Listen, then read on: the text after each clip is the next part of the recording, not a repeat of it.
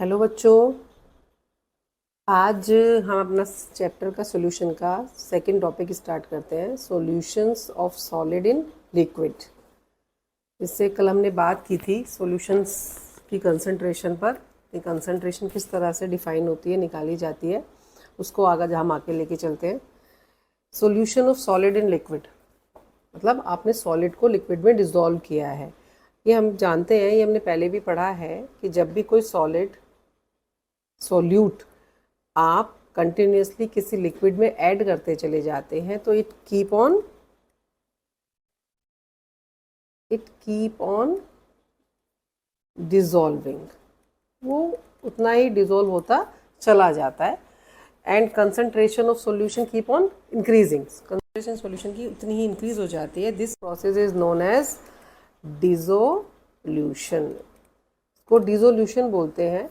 Ultimately एक stage ऐसी आ जाती है जिस टाइम पर उसी गिवन टेम्परेचर पर आप जो सॉल्यूट है वो डिसॉल्व होना कम हो जाता है और धीरे धीरे बंद हो जाता है। इसका रीज़न क्या है कि जो सॉलिड पार्टिकल्स होते हैं सॉल्यूट के, वो सेटल डाउन होना शुरू हो जाते हैं और उसे कहते हैं क्रिस्टलाइजेशन।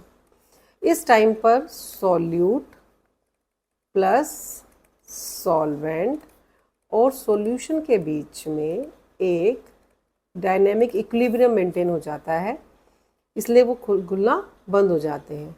तो इस तरह के सॉल्यूशन को जिस टाइम पर सॉल्यूट सॉल्वेंट में घुलना कम हो जाए हम बोलते हैं सैचुरेटेड सॉल्यूशन। उसको हम सैचुरेटेड सॉल्यूशन कहते हैं कि सॉल्यूशन अब सैचुरेट हो गया और आप उसमें और सॉल्यूट डिसॉल्व नहीं कर सकते सेम टेम्परेचर पर। और तो कंसंट्रेशन ऑफ सैचुरेटेड सॉल्यूशन, जो इसकी कंसंट्रेशन होती है सॉल्यूशन की, उसको हम बोलते हैं उस सॉल्यूट की सोल्यूबिलिटी।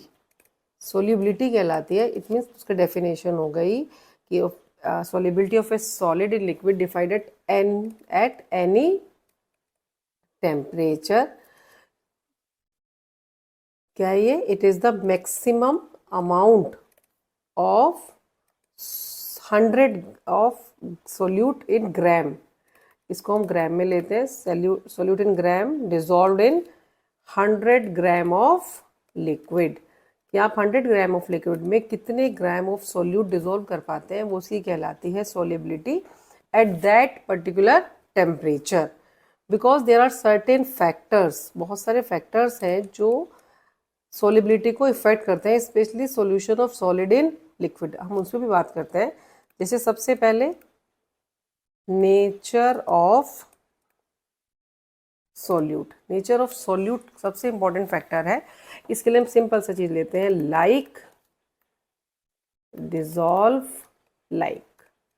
जो जैसा है लाइक डिसॉल्व लाइक, जो जैसा है उसमें वैसा ही डिसॉल्व होता है। पोलर पोलर में सॉल्वेंट में आसानी से डिसॉल्व हो जाते हैं, नॉन पोलर नॉन पोलर में, although there are some exceptions है। तो पोलर पोलर में जैसे NaCl को आप आसानी से वाटर में डिसॉल्व कर सकते हो, ठीक, लेकिन आप ऑयल को वाटर में डिसॉल्व नहीं कर सकते क्योंकि ये दोनों पोलर है, ये नॉन पोलर है और ये पोलर है। तो नेचर ऑफ सॉल्यूट बहुत इंपॉर्टेंट फैक्टर है जो सॉल्युबिलिटी को इफेक्ट करता है। अगर अब आप दूसरे फैक्टर पर जाएं तो दूसरा जो फैक्टर है हमारा वो है effect of temperature. Effect of temperature अगर हम बात करें तो solubility always increases with increasing temperature।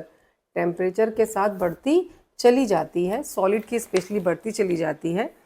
लेकिन उसके बाद भी बहुत सारे सॉलिड्स या बहुत सारे सब्सटेंस ऐसे हैं जिनको हम ग्रुप में डिवाइड करते हैं। जैसे फर्स्ट हम बात करें जिनकी टेम्परेचर के साथ इंक्रीज होती है, जैसे अगर जैसे आप बात कर रहे हैं NaCl है, KCl है, पोटेशियम नाइट्रेट है, ये ऐसे सोल्यूट हैं जिनकी सोलिबिलिटी टेम्परेचर बढ़ने के साथ बढ़ती चली जाती है।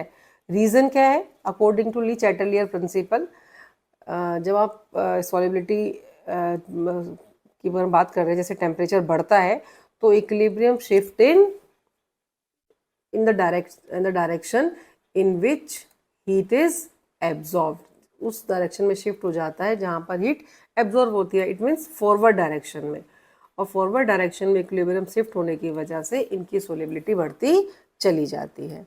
कुछ ऐसे भी हैं जिनकी सोलिबिलिटी सोल्यूट की डिक्रीज करती है with increase in temperature. Decrease करने वालों में, क्योंकि इनके लिए जो जैसे सोडियम बाइकार्बोनेट की अगर हम बात करें, सोडियम कार्बोनेट मोनोहाइड्रेट भी इसको बोलते हैं, इस सोल्यूट की जो सोलिबिलिटी है टेम्परेचर बढ़ने के साथ साथ घटती चली जाती है। इसका रीज़न है क्योंकि जो इक्विलिब्रियम, ये जिसका जो सोलिबिलिटी है वो प्रोसेस एक्सोथर्मिक है। एक्सोथर्मिक होने की वजह से हीट इवॉल्व होती है और equilibrium shift in backward direction, that's why इसकी जो सोलिबिलिटी है वो घटेगी। कुछ सब्सटेंस ऐसे भी हैं जिस पे कोई फर्क नहीं पड़ता, नाइदर solubility increases और decreases, ना तो solubility उनकी घटेगी और ना ही उनकी solubility बढ़ेगी, क्योंकि वो ऐसा करने पर सिर्फ ये चेंज होता है कि उनकी जो एक फॉर्म है अल्फ़ा फॉर्म, दो एक से ज़्यादा फॉर्म में एग्जिस्ट कर सकते हैं, बस इनकी अल्फ़ा फॉर्म बीटा फॉर्म में कन्वर्ट हो जाएगी, या ज़्यादा से ज़्यादा ये हाइड्रस होंगे, तो हाइड्रस होने की वजह से कैसे हो जाएंगे, एन हाइड्रस हो जाएंगे। तो ऐसे सोल्यूट की जो सोलिबिलिटी है उसका उस पर टेम्परेचर का कोई इफेक्ट नहीं पड़ता। तीसरा फैक्टर प्रेशर का है। प्रेशर का कोई particular effect solubility of solid का लिक्विड नहीं होता। तो ये हमने बात की सोलिबिलिटी को, सॉलिड की सोलिबिलिटी को कौन कौन से फैक्टर्स हैं जो अफेक्ट करते हैं। अब दूसरी बात नेक्स्ट आता है इसमें, इसी में अगर हम बात करें तो solubility of a gas in liquid। जिस तरह से सॉलिड डिजोल्व होते हैं उसी तरह से गैसेस भी लिक्विड में डिजोल्व हो जाती हैं। फॉर एग्जाम्पल, अगर एग्जिस्टेंस जो एक्वेटिक लाइफ है इन ए लेक या रिवर्स या सी, गैसेस में उस पानी में ऑक्सीजन डिजोल्व ना हो तो लाइफ एग्जिस्ट नहीं कर पाएगी। कुछ गैसेस इथाइल अल्कोहल, बेंजीन, इस तरह के सब्सटेंसेस में भी डिजोल्व हो जाती है। तो अगर हम बात करें गैसेस की सोलिबिलिटी की, तो सोलिबिलिटी ऑफ गैसेस हम दो टर्म्स में निकालते हैं गैसेस की लिक्विड में, एक तो मोलैरिटी या फिर इन टर्म्स हम निकालते हैं मोल फ्रैक्शन। हम दो टर्म पे सोलिबिलिटी को एक्सप्रेस करते हैं गैसेस के लिक्विड में। अब सोलिबिलिटी की, गैसेस की जो सोलिबिलिटी है उस पर कौन कौन से फैक्टर्स हैं जो सबसे इम्पॉर्टेंट है। सबसे पहला फैक्टर है इसमें nature of gas and the solvent.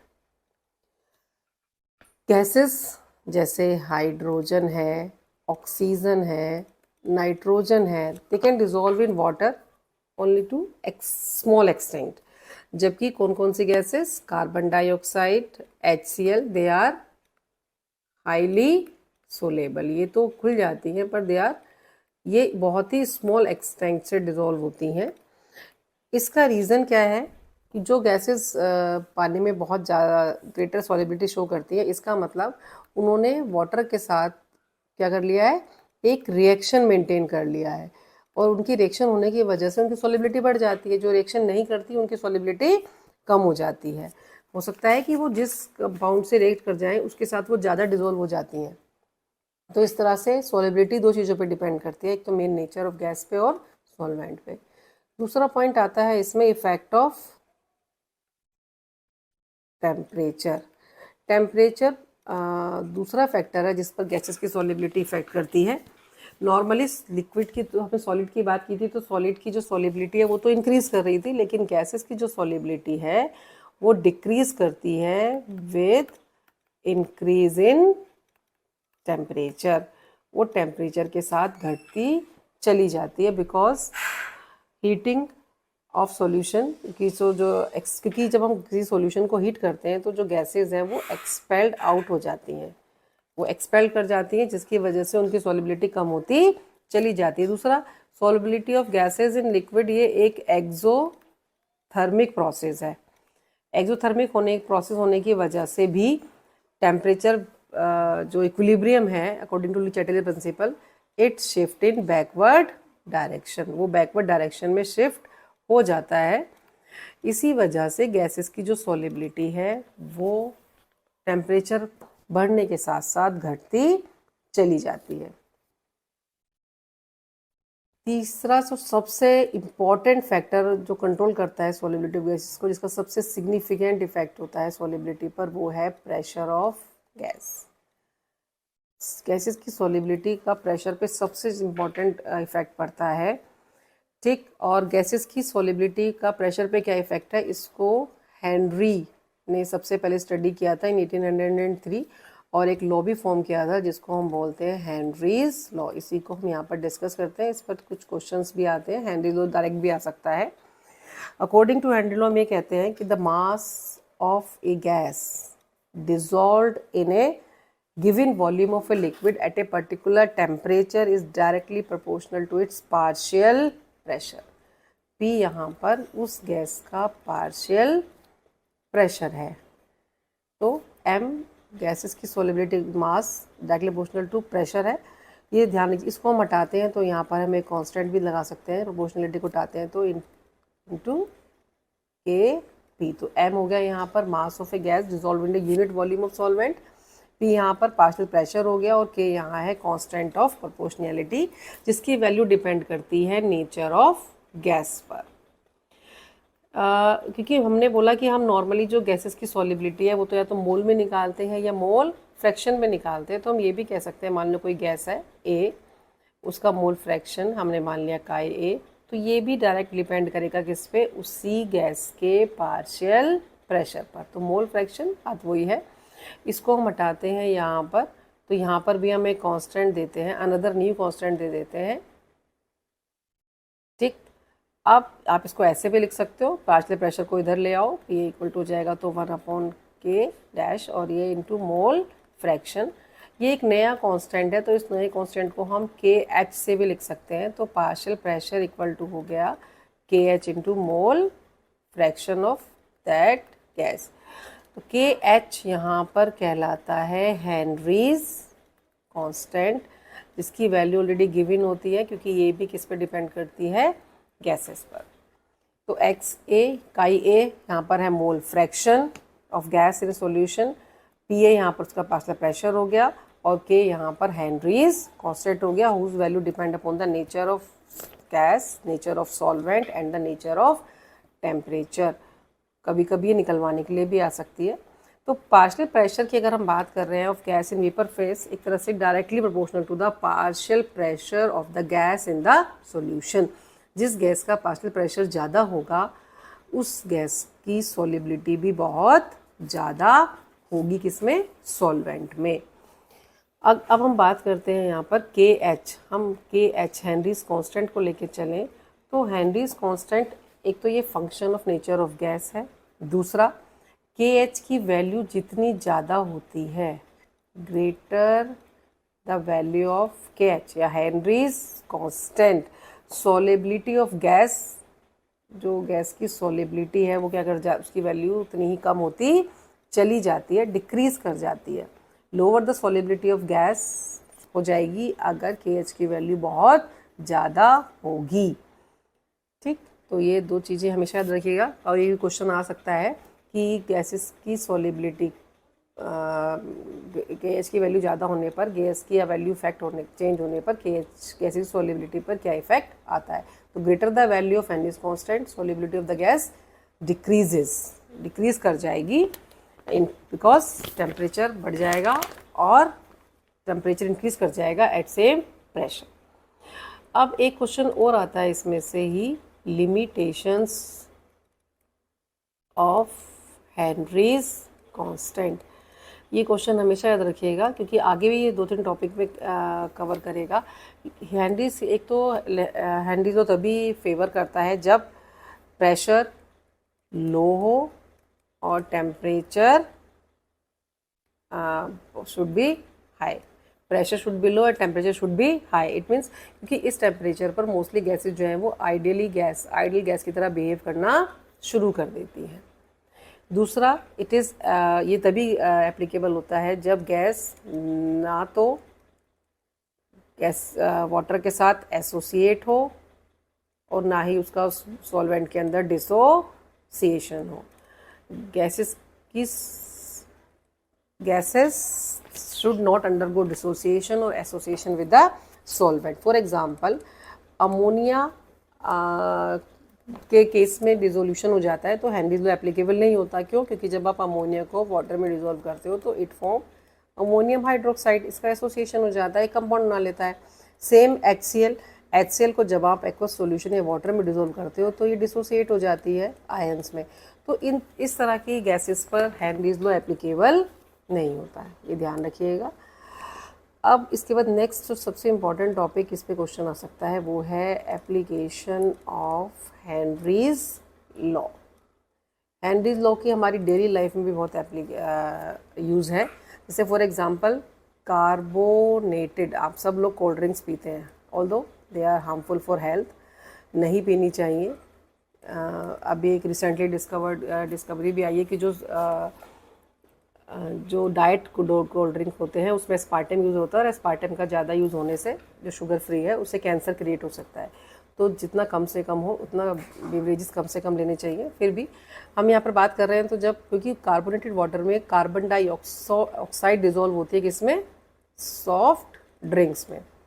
और ये बहुत प्रेशर के साथ, जितनी, क्योंकि प्रेशर से कैप लगा हुआ होता है, प्रेशर के साथ डिजोल्व होती है। और जैसे ही आप कैप या लिड बॉटल का ओपन करते हैं एक फिज साउंड आपको आती है और ओपन होते ही प्रेशर कम हो जाता है। प्रेशर कम होने की वजह से इसकी जो सॉलिबिलिटी है वो क्या हो जाएगी? डिक्रीज हो जाएगी और कोल्ड ड्रिंक में से कार्बन डाइऑक्साइड बबल आउट हो जाएगी और उसको हम टर्म देते हैं फ्लैट, बिल्कुल फ्लैट हो जाएगी। टेस्ट बिल्कुल ठंडे पानी, मीठे पानी जैसा हो जाएगा। तो गैसेस में को बीवरेजेस में भी कार्बन डाइऑक्साइड बहुत हाई प्रेशर के साथ डिजोल्व की जाती है। सेकंड सबसे इम्पोर्टेंट है डीप सी डाइविंग। जो स्कूबा डाइवर्स होते हैं, इनका जो deep sea scuba divers depend upon the compressed air, वो कंप्रेस्ड एयर पे डिपेंड करते हैं फॉर देयर ऑक्सीजन सप्लाई। क्योंकि according to Henry's law solubility of gases increases with pressure. और जब दो मेन इंपॉर्टेंट गैसेज हैं नाइट्रोजन एंड ऑक्सीजन, जैसे ही स्कूबा डाइविंग वो करते हैं दोनों gases keep on dissolving in their body fluids और इन ब्लड।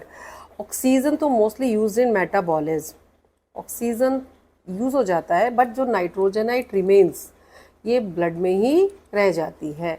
और जैसे ही स्कूबा डाइवर्स बाहर आते हैं इट फॉर्म बबल्स, ये बबल्स बना लेती है बॉडी फ्लूइड के अंदर। और बबल्स बनाने की किसमें? नर्व, इट अफेक्ट, बबल्स जो है वो नर्व इम्पल्स को बहुत ज़्यादा इफेक्ट करना शुरू कर देते हैं, विच कॉज अ डिसीज़, जिस डिसीज़ को हम बोलते हैं यहाँ पर बैंड। बहुत ही पेनफुल कंडीशन होती है। तो इस बैंड को, टू अवॉइड बैंड, इस बैंड को, इन बैंड्स को अवॉइड करने के लिए ही जो स्कूबा डाइवर्स होते हैं वो सिलेंडर्स यूज़ करते हैं, ऑक्सीजन सिलेंडर, जिसमें एयर को डाइल्यूट किया जाता है। दे यूज़ डाइल्यूटेड एयर, जिसमें हीलियम इस्तेमाल होती है 11.7%, उसमें नाइट्रोजन इस्तेमाल होती है 56.2% एंड ऑक्सीजन यूज़ होती है उसमें 32.1%। दैट्स वाई उनको एयर को डाइल्यूट करके ले जाना पड़ता है जिससे कि वो इसको अवॉइड कर पाएँ। इसके साथ साथ हमारा जो डेली की लाइफ है, फंक्शन ऑफ लंग्स के फंक्शन पे पार्शियल प्रेशर का बहुत इम्पॉर्टेंट रोल है। क्योंकि जैसे ही एयर एंटर करती है किसके अंदर? लंग्स के अंदर, पार्शियल प्रेशर ऑक्सीजन का हाई हो जाता है, जिसकी वजह से ऑक्सीजन कंबाइंड कर जाती है हीमोग्लोबिन के साथ और ऑक्सी हीमोग्लोबिन बना देती है। तो और जहाँ पर पार्शियल प्रेशर ऑक्सीजन का कम होता है वहाँ पर ये ऑक्सीजन जो है वो रिलीज्ड हो जाती है और utilize by the cells in metabolism. तो हमारे ब्लड में जो ऑक्सीजन या गैसेस का जो फ्लो होता है या जो भी कंसंट्रेशन होती है वो भी उन्हीं गैसेस के पार्शियल प्रेशर पर डिपेंड करती है। एक चीज़ और है फॉर द क्लाइंबर्स, जो क्लाइंबर्स होते हैं या जो बहुत माउंटेन पर बहुत ज़्यादा चढ़ाई करते हैं या हाई एल्टीट्यूड पर जाते हैं, उनका भी प्रॉब्लम हो सकती है। क्योंकि जो हाई एल्टीट्यूड होते हैं वहाँ पर एल्टीट्यूड्स पर ऑक्सीजन जो है वो बहुत ही कम होती है, उसका प्रेशर ग्राउंड लेवल के कंपैरिजन में बहुत कम होता है। और इस लो कंसंट्रेशन ऑफ ऑक्सीजन की वजह से टिश्यू ऑफ पीपल जो होते हैं वो उनको ऑक्सीजन नहीं मिल पाती, जिसकी वजह से दे फील वीक, उनको बहुत वीकनेस आती है और they are unable to think properly, vomiting आने लगती है और इस कंडीशन को हम बोलते हैं एनॉक्सिया। इसीलिए जो बहुत ज़्यादा हाई एल्टीट्यूड पे या जो पर्वतारोही होते हैं, जो पर्वत पर चढ़ाइयाँ करते हैं, माउंटेन क्लाइंबर्स, उनको हमेशा एक टेस्ट से गुजरना पड़ता है कि वो कितने अमाउंट तक ऑक्सीजन की कमी में रह सकते हैं। तो ये सबसे इम्पॉर्टेंट ये हमारे टॉपिक था, जो सॉलिबिलिटी थी solid of liquid in gas. इसमें इसके हेनरीज लॉ पे कभी कभी न्यूमेरिकल्स भी आते हैं और आपके एनसीईआरटी का एक बहुत इंपॉर्टेंट न्यूमेरिकल है, अगर आपने पढ़ा हो तो, कि if nitrogen gas is bubbled through water at 293 kelvin, how many milli moles में पूछ रहा है ये, how many milli moles of nitrogen gas would dissolve in 1 liter of water. Assume nitrogen exert a partial pressure, दे रखा है इसका, exert 0.987 bar and Henrys constant भी दे रखा है नाइट्रोजन के लिए 76.48 के बार। ये आपको गिवन है, आपसे उसने पूछा है मिली मोल्स में कितनी ऑक्सीजन को डिजोल्व कर सकते हो आप इस टेम्परेचर पे 1 लीटर ऑफ वाटर में। तो इसके लिए सबसे पहले हमें निकालने पड़ेंगे उसका मोल फ्रैक्शन, और Henry according to Henry's law हमारे पास एक फार्मूला था कि partial pressure of gas is equal to Henry's constant into its mole fraction. हमें मोल फ्रैक्शन निकालना है, तो ये इसको चेंज करिए फार्मूले को। प्रेशर आपको ऑलरेडी गिवन है गैस नाइट्रोजन का, KH भी आपको गिवन है 76.4। आप इसको सॉल्व करेंगे तो आपका आंसर आ जाएगा करीब 1.29 इंटू 10⁻⁻5। अब यहाँ पर आप कह सकते हैं कि अगर n moles of nitrogen 1 litre में डिजोल्व है, 1 लीटर में वाटर के मोल फिक्स होते हैं ऑलमोस्ट 55.5 मोल्स, तो आप मोल फ्रैक्शन कैसे निकालेंगे नाइट्रोजन का, equal to number of moles of nitrogen upon total number of moles of component. 2 ही कंपोनेंट हैं हमारे पास, नाइट्रोजन एंड वाटर। अब क्योंकि नंबर ऑफ मोल जो नाइट्रोजन के हैं वाटर के कंपैरिजन में बहुत कम है, सो दे कैन बी नेग्लेक्टेड, आप इसको नेग्लेक्ट भी कर सकते हैं। तो देयरफॉर अब हमारे पास जो इक्वेशन है वो हो जाती है n/55.5 equal to partial mole fraction of nitrogen. Mole fraction आपने निकाल लिया है ऑलरेडी 1.29 इंटू 10⁻⁻5।